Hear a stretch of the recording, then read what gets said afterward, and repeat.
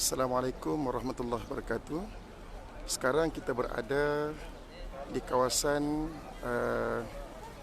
di sebelah, kalau kita nak pergi ke Masjidil Haram, di sini adalah merupakan kawasan yang berdekatan dengan tempat untuk melakukan sa'i. Kita masuk untuk melakukan sa'i, maka di sinilah laluannya. Sekarang hampir masuk waktu maghrib.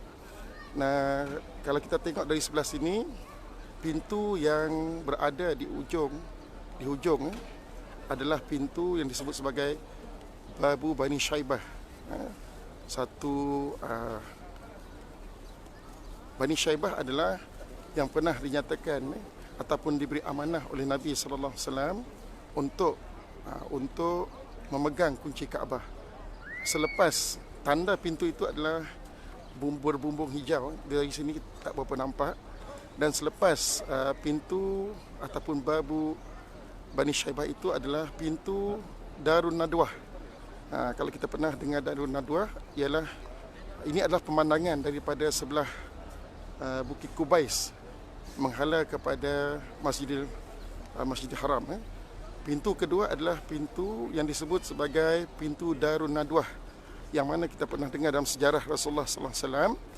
Darun Nadwah itu adalah merupakan umpama macam parlimen sebagai tempat mesyuarat orang-orang kafir Quraisy, yang mana yang paling terkenal ialah peristiwa mereka bermesyuarat untuk menentukan apakah tindakan yang akan dibuat kepada Rasulullah sallallahu alaihi wasallam. Dan ketika itulah syaitan telah menyerupai manusia dan mencadangkan supaya Rasulullah sallallahu alaihi wasallam dibunuh. Maka pintu yang kedua ini, kalau kita dekat tuan-tuan, dia nampak dari jauh ni nampaklah, tapi dalam video ni mungkin tak berapa nampak. Pintu yang kedua itu dinamakan sebagai Babu Darun Nadwah. Darun Nadwah. Dan yang selepas itu adalah yang nampak daripada sinilah, ialah Babu Ali, iaitu pintu Saidina Ali. Pintu Saidina Ali itu diberi nama kerana disitulah tapak rumah Saidina Ali. Tapak rumah Saidina Ali. Dan mungkin kalau kita boleh nampak di sini, yang dekat lampu, yang boleh kita katakan dekat menara yang dekat tu, disitulah tapak rumah Sayyidatina Khadijah. Tapak rumah Sayyidatina Khadijah. Setakat yang nampak di sebelah sini tuan-tuan, ataupun jamaah sekalian, di sini adalah Bukit Kubais. Inilah Bukit Kubais, bukit yang pernah terkenal. Nabi sallallahu alaihi wasallam diminta membuktikan apakah bukti kenabiannya, dan Nabi sallallahu alaihi wasallam diminta untuk membelah bulan, tuan-tuan. Ketika itu kita tak nampak bulan tu berada dekat di atas. Kalau kita boleh bayangkan, di tengah-tengah Masjidil Haram itu, di situlah adalah Kaabah, tuan-tuan.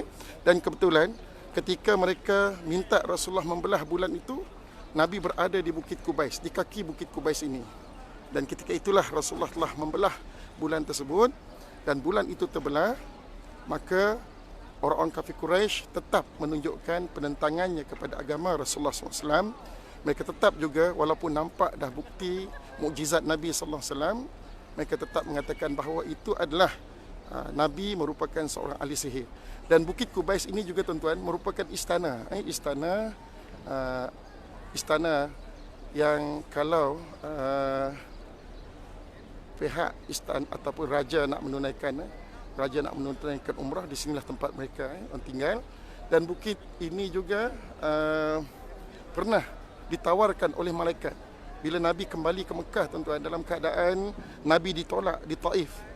Inilah bukitnya yang pernah ditawarkan oleh malaikat. Malaikat ingin mengangkatkan, kalau boleh, kalau Nabi mahu, maka malaikat sanggup meletakkan bukit ini dan satu lagi bukit di sana, tuan-tuan, yang rendah sedikit. Sekarang ini dua bukit ini sanggup mereka letakkan, ataupun malaikat akan mengangkatnya dan menghempapnya kepada penduduk Taif. Tetapi dengan sifat kasih sayang Nabi sallallahu alaihi wasallam, maka Nabi tidak menginginkan apa yang diminta ataupun ditawarkan oleh malaikat itu. Alasannya ialah Rasulullah mengatakan mereka adalah umat yang tidak mengetahui. Itulah sifat dan kasih sayang Nabi. Dan di sini juga tuan-tuan, daripada pemandangan ini kita boleh lihat ini adalah tapak rumah kelahiran Nabi sallallahu alaihi wasallam. Ini adalah tapak rumah kelahiran Nabi sallallahu alaihi wasallam dan sekarang ini dijadikan sebagai maktabah. Maktabah di sinilah rumah kelahiran Nabi sallallahu alaihi wasallam. Ramai yang akan mengambil gambar di sini tuan-tuan. Ini tapak rumah Nabi yang warna coklat ataupun kuning. Di sinilah kelahiran Rasulullah. Ketika itu mungkin inilah rumah asalnya, iaitu rumah ibunya Aminah dan Abdullah, bapa Nabi SAW. Dan ini adalah perkampungan Bani Hashim. Di sini adalah perkampungan Bani Hashim. Jarang kita datang sini tuan-tuan. Kalau kita dari dataran di depan tower tu, kita tak jarang datang ke sini. Kecuali musim haji, kita duduk di belakang-belakang di sini. Ini ada masjid kucing di sana, tapi tak ada masjid lagi lah. Di tiang nombor 3 itu adalah masjid kucing. Baik tuan-tuan, maghrib dah nak masuk. Ini adalah Zamzam Sabil. Kalau kita boleh lihat sekejap, ini adalah Zamzam Sabil. Zamzam Sabil ni adalah merupakan saluran daripada depan dataran sana ataupun 10 meter, 10 ataupun lebih daripada pintu Kaabah, merupakan pipe asal air Zamzam. Jadi air Zamzam yang selalu diminum dan letakkan dalam bekas itu adalah air Zamzam yang telah diproses. Air Zamzam yang telah diproses supaya tahan lama kualitinya.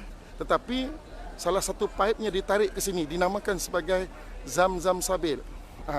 Di Zamzam Sabil ini ialah tempat para jemaah boleh mengambil air dengan sesuka hati. Maknanya di sini ada dijual botol air dalam 5 rial ataupun bawa botol air sendiri.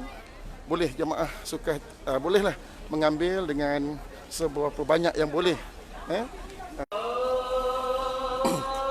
Sudah masuk waktu azan. Okey, di sinilah tempat tuan-tuan, kita akan habiskan sekejap. Di sinilah tempat jemaah mengambil air Zamzam yang fresh, yang tidak diproses. Jemaah boleh mengambil, dan kalau yang lelaki boleh mandi di waktu pagi subuh, dan boleh juga mandi di waktu tengah malam, pukul 11. Seperti itulah.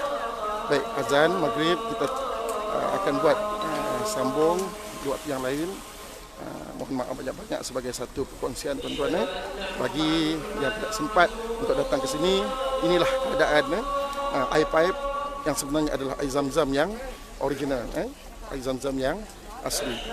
Jadi setakat itu saja. Wallahu a'lam. Assalamualaikum warahmatullahi wabarakatuh.